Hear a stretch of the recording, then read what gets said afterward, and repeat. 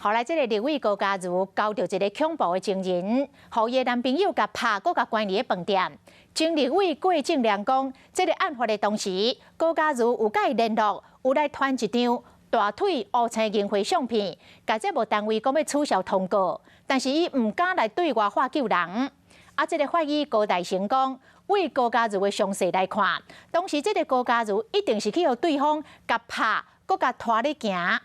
专家来表示，这个社会经济地位愈悬者，若是拄着家暴，可能就愈唔知要安怎来处理。专家讲，若是唔敢徛出来，或者是无愿意讲互亲戚朋友知，嘛会当直接来敲这个113 24小时家暴防治的专线来寻求着协助。虽然已经有做心理准备，不过要讲到红牌过程，高嘉瑜也是目屎甘目甜。礼拜4晚上被打，礼拜天去医院上的时候，还是就是不成人形啊。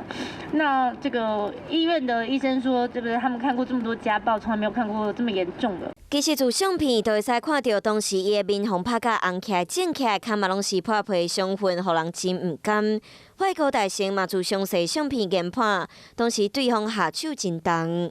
这个拳打脚踢还拖行，就叫他手了，他袂得赶不来，让他掉嘛。面对这种代志，高嘉瑜唔敢和亲人讲，连朋友拢唔知。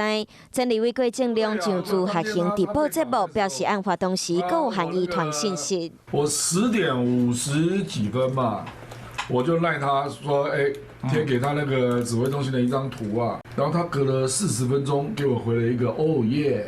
40分钟可以发生很多事啊！他搞不好一边颤抖着，一边流泪。两个人推测高嘉瑜当时应该已经互拍，却唔敢向外求援。规个暴力事件事发的地点，即马查出就伫新北市邦桥的饭店。据了解，高嘉瑜的男友长时间住在这一间位在板桥新浦站旁的饭店，而当时高嘉瑜就是在这里被限制行动。专家表示，伫社会上社会经济地位愈悬的人，拄着家暴，可能愈唔知影要安怎做。好被害人若唔敢徛出来，或者是甲亲戚朋友讲，嘛会使直接敲113 24点钟家暴防治专线，找人来协助，千万唔通过吞论。